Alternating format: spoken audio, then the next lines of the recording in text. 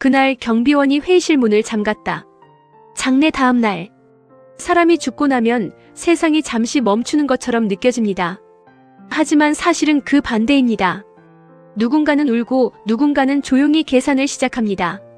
서정훈 회장이 세상을 떠난 다음 날, SJ그룹 본사 18층 회의실에는 유가족보다 많은 변호사들이 모여 있었습니다.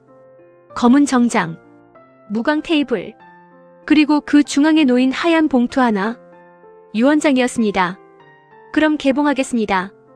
법무팀장이 봉투에 손을 얹던 그 순간 회의실 문 쪽에서 작고 묵직한 소리가 났습니다. 모두가 고개를 돌렸습니다. 문 앞에는 경비원 한 명이 서 있었습니다. 이름은 강도윤. 근무 경력 12년. 본사 야간 근무만 맡아온 사람이었습니다. 죄송합니다. 그가 낮고 조용한 목소리로 말했습니다. 이 회의 잠시 중단하셔야겠습니다. 정적이 흘렀습니다. 뭐라고요? 장남 서민재가 먼저 입을 열었습니다. 경비원이 지금 회의를 맡겠다는 겁니까? 도윤은 대답하지 않았습니다. 대신 천천히 돌아서서 회의실 문을 잠갔습니다. 자격 없는 사람. 이거 장난이에요? 둘째 딸 서은주가 웃으며 말했습니다. 웃음이었지만 눈은 웃지 않았습니다. 경비팀장 불러요. 지금 당장. 도윤은 그 말에도 움직이지 않았습니다. 강경비원. 이번엔 회장의 아내 김혜란이었습니다. 여긴 내가 있을 자리가 아니야.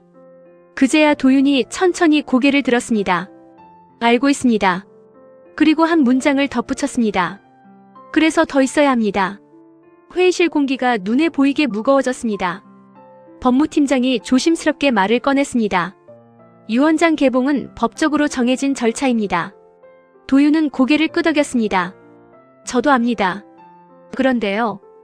그는 테이블 위 봉투를 바라봤습니다. 저 문서는 지금 개봉되면 안 됩니다. 이유. 미쳤군. 장남 민재가 자리에서 일어섰습니다. 당장 나가요. 아니면 보안 부를 겁니다. 보안도 이미 대기 중입니다. 뭐요? 회장님이 생전에 지시하셨습니다.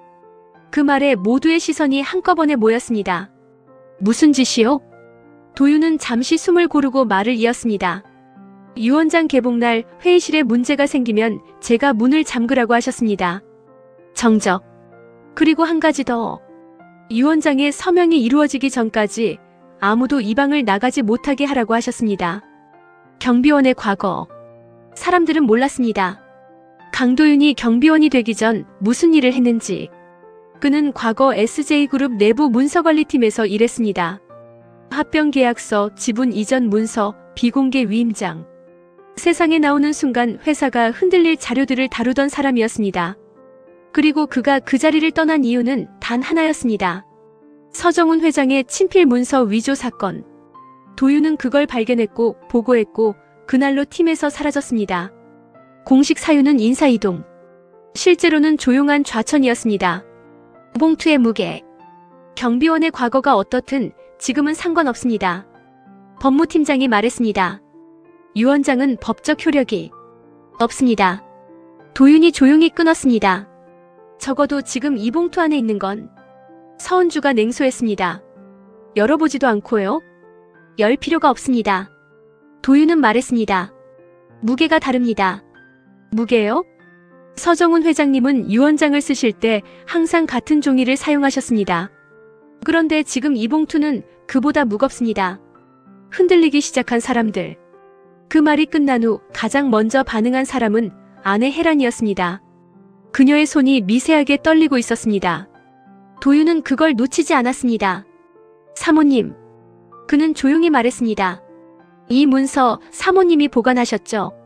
모두의 시선이 혜란에게 쏠렸습니다. 무슨 말이야? 회장님은 문서를 항상 금고에 넣으셨습니다. 그런데 이번 유언장은 집 서재에서 나왔습니다. 혜란의 입술이 굳었습니다. 회장의 마지막 말. 도윤은 마지막 카드를 꺼냈습니다. 회장님이 돌아가시기 이틀 전 저에게 이렇게 말씀하셨습니다. 회의실이 숨을 멈췄습니다. 도윤 씨. 내가 죽고 나면 가장 위험한 사람은 나를 가장 사랑한다고 말하는 사람이야. 그리고 그는 마지막으로 말했습니다. 그래서 오늘 이 문은 제가 잠급니다. 회의실 안에서 가장 먼저 움직인 사람은 법무팀장이었습니다. 강경비원, 지금 이 상황은 업무 방해에 해당합니다. 도윤은 고개를 끄덕였습니다.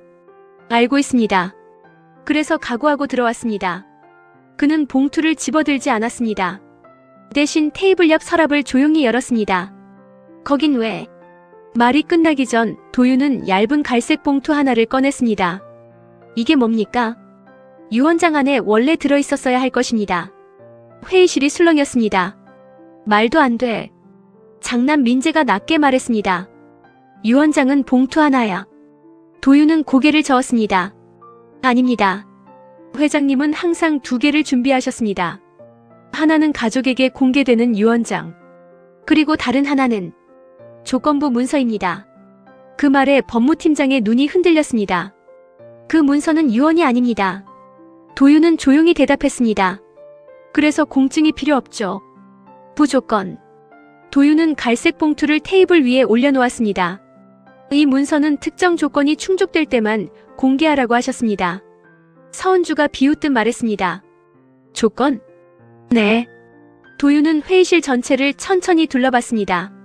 가족 중 누군가가 유언장을 먼저 바꾸려 들었을 경우입니다. 그 순간 혜란의 손이 테이블 아래로 천천히 내려갔습니다. 이 문서엔 뭐가 적혀 있죠? 정적을 깨고 법무팀장이 물었습니다. 진짜 상속자입니다. 그 한마디에 회의실 안 모두가 숨을 삼켰습니다. 도윤은 봉투를 열지 않았습니다. 열기 전에 확인해야 할 게 있습니다. 그는 혜란을 바라봤습니다. 사모님, 어젯밤 회장님 서재에 혼자 계셨죠? 혜란은 대답하지 않았습니다. 서재 금고는 지문과 음성인식 2가지가 동시에 필요합니다. 그런데 금고 개봉 기록엔 사모님 지문만 남아있습니다. 회의실이 완전히 얼어붙었습니다. 부 드러나는 균열. 이건 명백한 모욕이야. 민재가 책상을 쳤습니다. 어머니를 범죄자 취급하는 겁니까? 도윤은 그를 보지 않았습니다. 아드님, 회장님은 금고를 여실 때마다 항상 제게 기록을 확인하라고 하셨습니다. 왜냐하면 그는 잠시 멈췄습니다. 가족보다 문서를 믿으셨기 때문입니다. 서은주의 입술이 얇게 떨렸습니다. 아버지가 우릴 의심했다고. 도윤은 고개를 끄덕였습니다. 네. 특히 2분을요. 그 말에 둘은 동시에 도윤을 바라봤습니다. 부과거의 선택. 도윤은 끝까지 서서 말했습니다. 의자에 앉지 않았습니다. 회장님은 3년 전 회사를 넘기려 하셨습니다. 그런데 그때도 문서가 바뀌었습니다. 법무팀장이 조용히 숨을 삼켰습니다. 그때 바뀐 서명을 제가 발견했습니다. 그리고 보고했죠. 결과는요? 도윤은 쓴웃음을 지었습니다. 아무 일도 없었습니다. 그날 이후 저는 경비원이 됐습니다. 회의실 안에 미묘한 침묵이 흘렀습니다. 그래도 회장님은 저를 내치지 않으셨습니다. 대신 말씀하셨죠. 끝까지 남아있는 사람이 진짜 증인이다. 부 2번째 문서의 내용. 도윤은 마침내 갈색 봉투를 열었습니다. 종이 한 장. 아주 간단한 문서였습니다. 상속 비율도 재산 목록도 없었습니다. 딱 한 줄이었습니다. 회사의 의결권은 내 이름을 가장 늦게 지우는 사람에게 넘긴다. 이게 무슨 말이지? 서은주가 말했습니다. 도윤은 다른 서류 하나를 꺼냈습니다. 회장님 명의의 마지막 계약서입니다. 그 문서에는 이미 회장님 이름이 지워져 있었습니다. 누가 지웠죠? 사모님입니다. 혜란의 얼굴이 창백해졌습니다. 그리고 도윤은 다음 장을 넘겼습니다. 장남 민재 씨도 지웠습니다. 둘째 은주 씨도. 모두의 이름이 지워져 있었습니다. 부 남은 사람. 그럼 누가 남았다는 거야? 도윤은 조용히 말했습니다. 아직 지우지 않은 사람입니다. 회의실 안 모두가 서류를 내려다봤습니다. 그때 법무팀장이 작게 말했습니다. 이건 경비원 이름입니다. 도윤.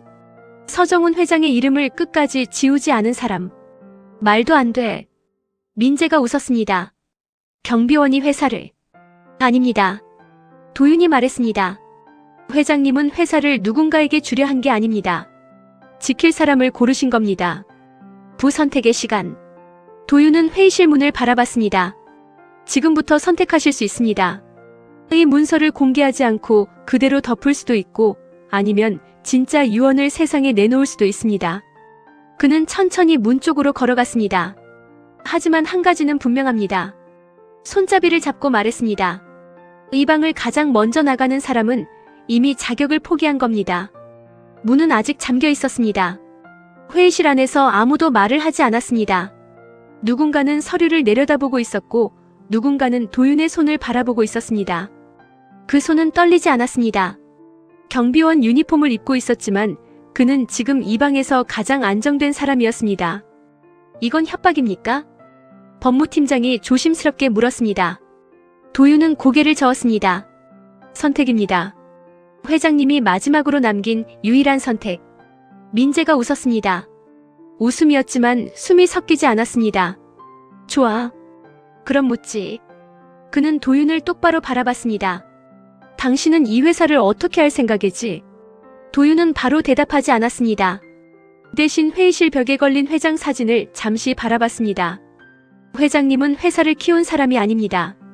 망가진 회사를 살려낸 사람이죠. 마지막 시험. 도윤은 테이블 위에 펜 하나를 내려놓았습니다. 지금부터 이 펜은 여기 놓여 있습니다. 누구든 이 펜을 짚는 순간 그는 한 박자 쉬고 말했습니다. 회장님의 이름을 지울 생각이 있다는 뜻입니다. 혜란의 손이 먼저 움직였습니다. 아주 미세하게. 하지만 펜을 짚지는 않았습니다. 그녀는 도윤을 바라보며 말했습니다. 그 사람은 나를 믿지 않았던 게 아니야. 두려워했던 거야. 자기 없이 이 회사가 어떻게 될지. 도윤은 고개를 끄덕였습니다. 맞습니다. 그래서 사모님께 가장 먼저 시험이 간 겁니다. 혜란은 천천히 손을 걷었습니다. 펜은 그대로였습니다. 누가 먼저 나가는가? 서은주가 자리에서 일어섰습니다. 난 이런 게임 못해. 아버지가 우리에게 이런 짓을 했다는 것부터가 이상해. 그녀는 문 쪽으로 걸어갔습니다. 그 순간 도윤이 말했습니다. 문은 열 수 있습니다. 하지만 나가는 순간 이 문서의 증인이 되지 못합니다. 손잡이가 멈췄습니다. 서은주는 몇 초간 그대로 서 있다가 천천히 손을 놓았습니다. 그리고 다시 자리로 돌아왔습니다. 아무도 비웃지 않았습니다. 회장의 진짜 유언. 도윤은 마지막 문서를 꺼냈습니다. 이건 어젯밤 회장님 금고에서 발견된 진짜 마지막 메모입니다. 짧은 문장이었습니다. 회사는 나를 닮은 사람에게 주지 마라. 나를 견딘 사람에게 남겨라. 도윤은 조용히 말했습니다. 회장님은 가족을 미워하지 않았습니다. 다만 가족이 회사를 견디지 못할까봐 두려워하셨습니다. 민재의 고개가 처음으로 떨렸습니다. 그럼 우린 뭘 하면 되지? 도윤은 펜을 가리켰습니다. 지우지 않으면 됩니다. 아무것도. 선택의 끝. 시간이 흘렀습니다. 누구도 펜을 들지 않았고 누구도 문을 열지 않았습니다. 법무팀장이 마침내 말했습니다. 이 문서는 공개하지 않는 방향으로 정리하겠습니다. 경영권은 기존 구조를 유지하고. 그는 도윤을 바라봤습니다. 강 경비원은 증인으로만 기록됩니다. 도윤은 고개를 끄덕였습니다. 그걸로 충분합니다. 문이 열렸습니다. 회의는 끝났습니다. 그 이후 사람들은 하나둘 회의실을 나갔습니다. 마지막으로 남은 건 도윤과 회장 사진뿐이었습니다. 도윤은 사진 앞에 잠시 섰습니다. 약속은 지켰습니다. 그는 문을 닫고 다시 야간 근무 위치로 돌아갔습니다. 다음 날 어떤 뉴스에도 그 회의는 보도되지 않았습니다. 회사는 그대로였고 경비원도 그대로였습니다. 다만 한 가지가 달라졌습니다. 그 이후로 회사의 어떤 문서에도 경비팀 출입 기록은 삭제되지 않았습니다. 회장은 마지막까지 지켜지고 있었습니다. 마지막 문장. 사람들은 회사를 가진 사람의 것으로 생각합니다. 하지만 그날 이후 도윤은 이렇게 생각했습니다. 회사는 끝까지 남아있는 사람의 것이다. 끝.